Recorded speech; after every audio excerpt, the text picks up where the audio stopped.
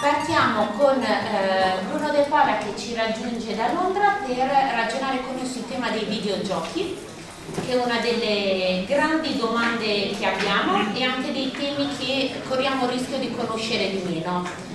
Poi ci segue Margherita Sani, cui ho chiesto di moderare la presentazione di un panel un po' particolare, perché fino adesso abbiamo parlato tanto di scuola, ma come ci dicevamo un po' stamattina, il tema del digitale e degli adolescenti è un tema assolutamente trasversale, quindi ci piaceva continuare a ispirarvi anche con un'esperienza europea dalla Germania e con le buone pratiche dell'Emilia Romagna. Quindi io lascio la parola a Bruno e buon lavoro a tutti.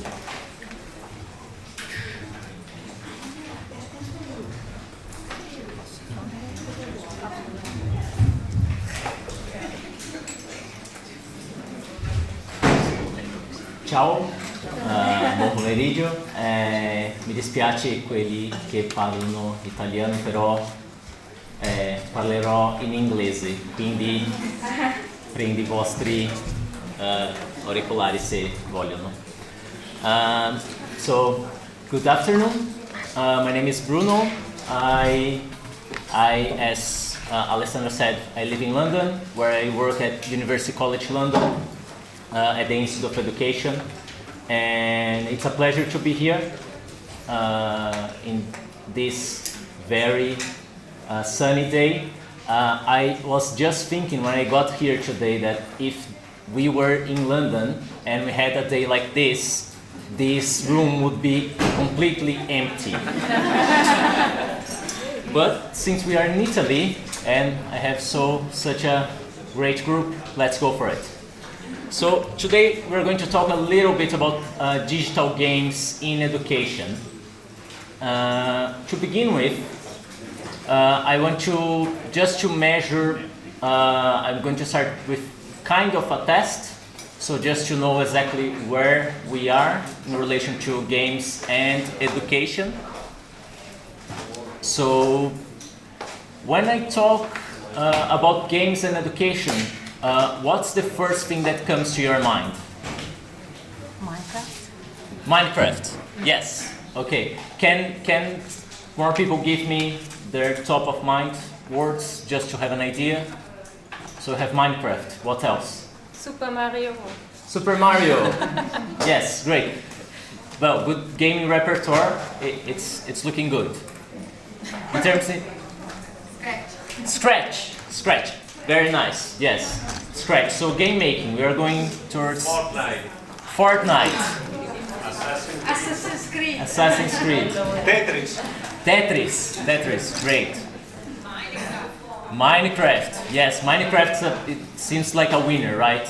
In terms of education. Scratch is also a very nice idea. So usually when I talk to educators, to teachers, about games and education, we have some specific conceptions on how games can be used in education. So first thing that usually teachers come up, the first idea is this kind of game. I don't know if you ever played this. This is Oregon Trail. So it's what we call educational games. So games that are made with having in mind an educational purpose. So to teach something about, I don't know, about history, maths, whatever. But it's a game that's made to be used in schools and to teach content. A second idea that comes to teachers' minds is using games as some of the games that you mentioned here, like Minecraft, even Super Mario or Fortnite, to teach something. This usually happens with Minecraft is a very important case here, and it changed a little bit of the preconceptions about using commercial games in education. But we have other examples, like using SimCity to teach geography, for example, using Age of Empires or Civilization to teach history.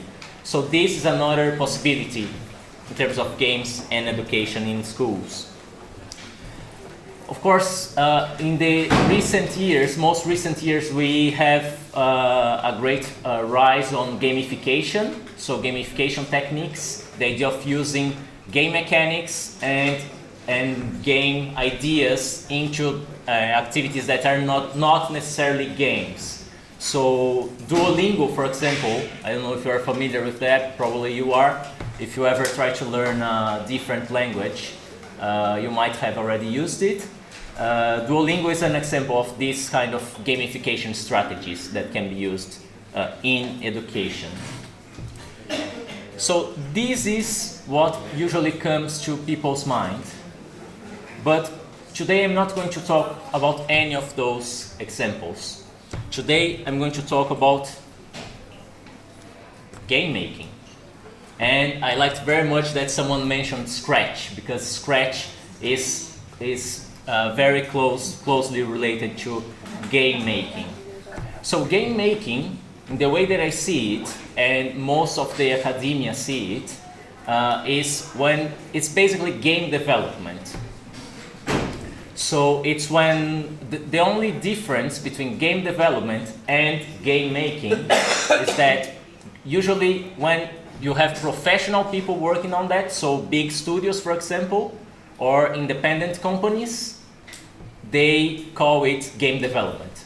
When you have people like us that are not professionals or students, you can call it game making because it's less polished and all this kind of stuff.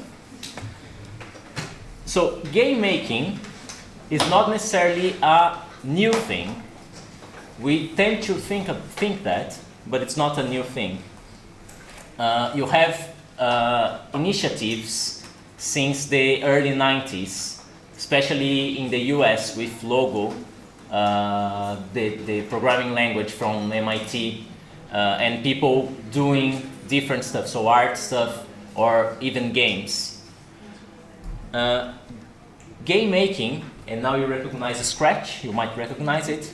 So it got a rebirth with coding in schools, especially in the last decade, when you have countries, for example, in the UK, you have to now coding is a part of the regular curriculum, the school curriculum. So since 2014, since year one, so you have 6-year-old kids already learning how to code.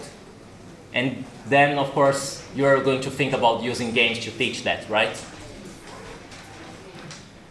So this is how game making has been approached mostly in schools. So to teach coding, to talk about digital literacy, so how you can relate games with broader media elements, and also to teach what you can call soft skills, so creativity, collaboration, and all this kind of stuff.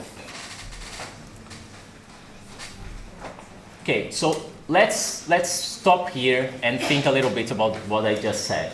Okay, so we can use games to teach coding because, of course, games are technical. You cannot make a digital game without coding something, without using a computer.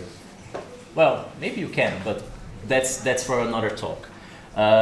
So games are technical. They can be used for teaching, for example, 3D modeling or programming. But we cannot forget that games are also cultural.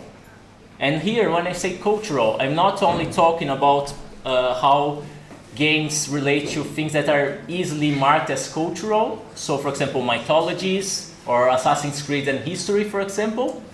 But also about how games can be used to tell people particular stories, how you can use games to express yourselves, and how games can build around themselves a particular culture in that sense. So here, and what we have been doing at the Institute of Education, in their collaborative center, is what I call, and we call, a cultural creative approach to game making.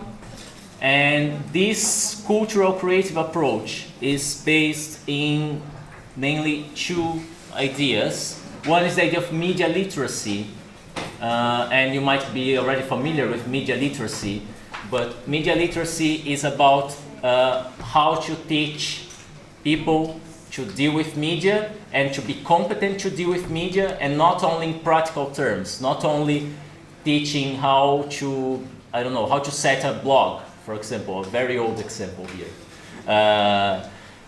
But also about how these uses of media, how putting a photo on Instagram, for example, are related to broader cultural aspects, and how you can use and how this can be useful for you in your life. And we also come from an idea that on trying to define how we see creativity, because creativity tends to be one of those empty words in relation to education especially. A lot of people talk about doing creative stuff, but you get to some point that creativity means everything and nothing at the same time. So you can get to that point. So we think about creativity as a mixture between imagination, so being able to create things, to redesign things, to use things in different ways, and rationality. So you are creating new things, but you are at the same time capable of showing those new things, of presenting those new things in a rational way, so your audience or whoever you are communicating with is going to understand what you're saying. So it's about, for example, being able to understand references when you are making a game about something, so you know where the ideas are coming from. In this approach, we use a specific tool called Mission Maker, which I'm gonna demonstrate tomorrow. So if you are interested in it, we're gonna see it in more detail tomorrow. And there are some reasons for us to use Mission Maker specifically and not other tools such as Scratch or Platform Prep, for example. This doesn't mean that what I am telling you here today about this cultural creative approach only works with Mission Maker. You can use different tools. It's just that Mission Maker is the tool that we use. Okay. So why Mission Maker? Firstly, Mission Maker allows us to focus on what we call as cultural creative aspects. So it allows students to focus more on writing, on building the challenges in relation to their games, in audio production, and these different skills, and not necessarily on programming. Although it doesn't focus on programming, it allows the first steps for programming. So for example, Boolean logic, the idea of how to combine different conditions, for example, it's something that's possible to be discussed through Mission Maker. And this happens through a simplified programming language that we're going to see tomorrow if you are interested in that. And Mission Maker is also very useful because it allows us to have very fast results. So Mission Maker, it is composed by a set of ready-made assets. So you have a lot of 3D models, environments, characters, weapons, props, and you just combine them. So you don't lose a lot of time making your own model, for example, for a sword, let's say. So you can just combine them and make your game really, really quickly. Okay, so how to do it? How to use this tool in terms of creativity and fostering creativity. So I'm going to tell you about two different examples. The first one was this project named Playing Beowulf. I don't know if you are familiar with Beowulf. It's an old Anglo-Saxon text. There was a movie, a horrible movie, I have to say, around 2007, if I'm not wrong, but it's about Vikings in Denmark. But it's considered the founding text of Anglo-Saxon literature. So this is why in UK at least it's an important, and it's covered by the curriculum. So in this project specifically, we worked with different schools in London and in Sydney, and students were able to rework the text by making a game. In the specific school that I worked in North London, we had a program with, which was a combination between the computing teacher, the ICT teacher, and the literature teacher. So in the literature lessons, they were able to think about the text, to rework the text, and plan the game that they were doing in the computing lessons. I'm going to show a quick video here. I'm going to just show the beginning of the video. This was one of the games made by one of the students taking part in this activity.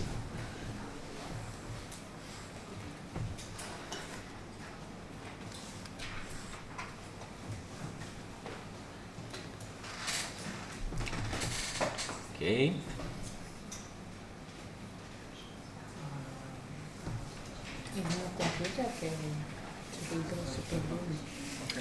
All right.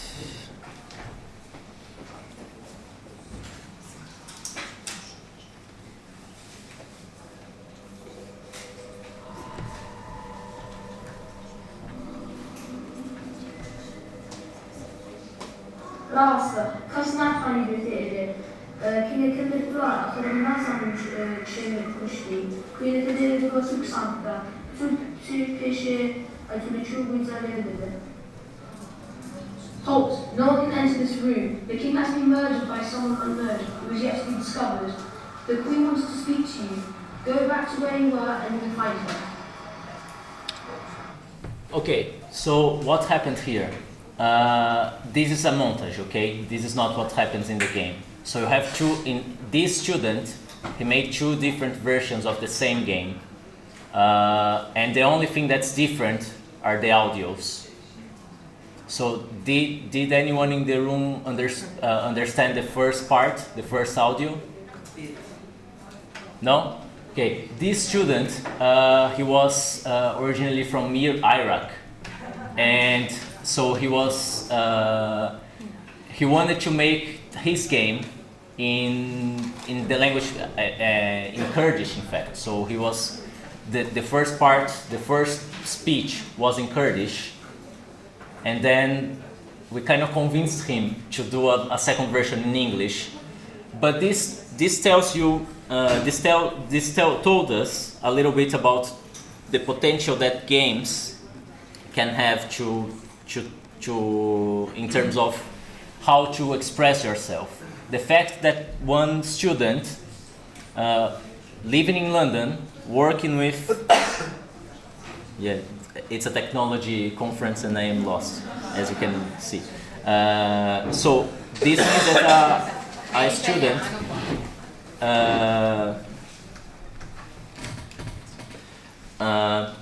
student working in London with a 10th century Anglo-Saxon text wanted to make in his own language.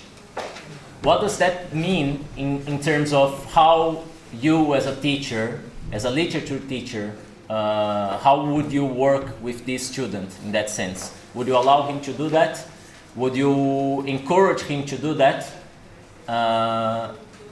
So, in our opinion, this opens a space to discuss about how games can be used to talk about yourself. So, games as a self-expression tool. And this culminated in the second project. That's the project that I'm most involved with which was called Platform, Culture and Identities, which is about how to foster this kind of self-expression in terms of game making. So how this project was done. So in this case, we worked mostly in formal context. So we worked with schools, but off class. So it was an after-class club. We worked, in this case, we didn't had any specific theme. So students were only asked to produce characters and a conflict between characters. And that was it. That was the only requirement for their game.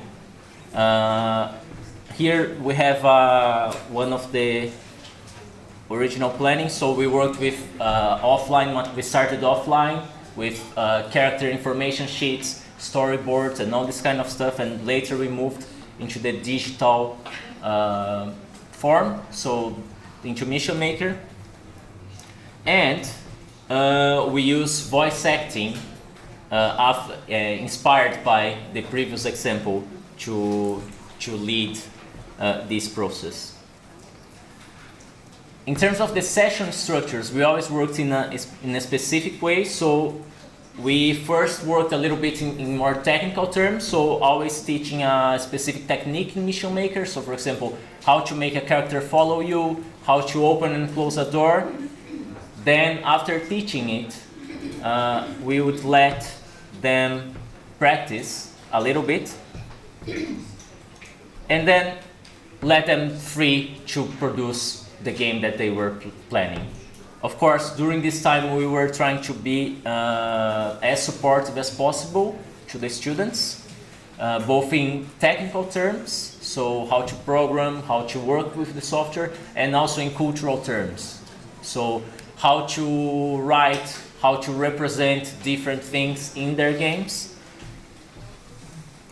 And we also fostered a collaborative approach, not only between students. Students were always working in pairs, but also among pairs. So they were always asked to look for their friends for suggestions, when they were stuck in some part, to look for their friends as support before coming to us. And this worked very, very well. Okay, so this looks very, very nice, very good, but what happened there and what kinds of games were produced? So I'm going to give you two quick examples here. Unfortunately, I'm just going to talk about them, but if you are interested, I can share the video later, or even the game itself, so you can play the game by yourselves and see how it goes. So the first game was a game called Extrovertido, which was a game made by two girls. These are not their real names, Marta and Carla, 14 and 15. And they were both originally from Latin America. But they made a game about a Korean soap opera that they were watching at that time. So they made a game where all their characters had names such as Baek Ma-hee or Jung Jae-min. And what was most interesting from this game is that these girls, they had a very clear notion of their role as females, and they were very, very strong. So one quick example, when I was talking to them, to the group, addressing the group, and in Italian this is going to sound better, this is going to make more sense. So usually I was talking to them in Spanish, and in Spanish, when you have a mixed group like we have today, you use the masculine form to address everyone. So it would sound like, for example, now I would address you in Spanish as chicos, for example, if I'm talking to boys, sorry. And after the third session, after I said chicos, chicos, chicos a lot of times, one day Marta just said y chicas, and then she said again. So she corrected me in terms of how to address the group. So this was one of the example. And this also happens in their game, what's very interesting, because all the characters that have some agency, they are female. If you think about Super Mario, I think that everyone knows at least something about Super Mario, right? What's the basic story of Super Mario? He has to save the princess, right? The princess just stayed there as a damsel in distress, right? This is the same, but with the gender swapped. So the male characters, they are always there standing, doing nothing, whereas the female characters are the ones who fight, who talk, who do everything. So this gives us an idea about how games can be used in terms of self-expression. A second example comes from two boys from North London, also fake names here, and their game was named Noob Assassin. But what was most interesting from this game is that in this game, your main objective is to kill Donald Trump. So it was quite interesting, and they were quite vocal, quite interesting to see that, because you think, they are 11, what do they know about politics or anything? But they were quite vocal about, for example, Trump's, this was on the height of the problem with immigration in US. And they were quite vocal, and they knew about, you could see that they knew about they were talking. They were not just reproducing discourses that they might have heard from their parents, for example. What's interesting here from this game is that you have a combination between this very strong discourse against Trump and humor. Because one of the things that they wanted for their game to be was to be funny. So you have a lot of sound effects, and you fail a lot in the game, and like explosions and different things going on. So you have a mixture of discourses here that might not sound very logical to some extent, to have a very, very harsh critique of a politician, something that's very serious and something that's comic at the same time. But it still works. So it's another example of how this kind of self-expression could go. So as an overview, we had a creative mix here of influences and cultural resources from different domains. So we had the Korean soap opera, we had Trump, we had sound effects, and all you could see where these influences came from. There's also an incorporation of personal values and worldviews in these games. So these games, they kind of give us a glimpse of who these students, who these young people are. So I think this is very important when you are working with game making. So allow them to express themselves. And we also had the development of some technical skills there, especially in the case of the girls, because the boys, they were very big gamers. They played a lot, but the girls, in the beginning they were quite afraid of using the tool, and they just had experiences with mobile games and casual games, but they became more and more confident in using computers to program, to do different stuff. So this was a positive result from it. And of course, that they were not shy of tackling difficult themes in their games. So in terms of why try to use game making, what game making can bring to the table. So game making can be this way to develop technical skills and also allow people to express themselves. So it can be the bridge between these this technical part and cultural part, they are not as separated as they might seem, and game making can bridge that. So it's also open space to think about games in relation to culture. So how games can work in terms of as cultural forms, and also in relation to the broader culture in which we are dealing with all days. And they also have some space there when they are representing different things in their games. They also have the opportunity to reflect about their own values. So, for example, when Marta, for example, corrected me, and when they wanted to make all their female characters as the most important ones, they had some space to reflect about how what they thought about how women should behave and what's the role of women in the world. And this, in the interviews that we did, this became very, very clear throughout this example. And of course, something that we cannot forget here is that the question of collaboration. So games, although we might have this idea that every kid likes games, this is not true. But at the same time, when you are making games, you have the opportunity to work with different areas. So maybe you don't like to program, but you like writing.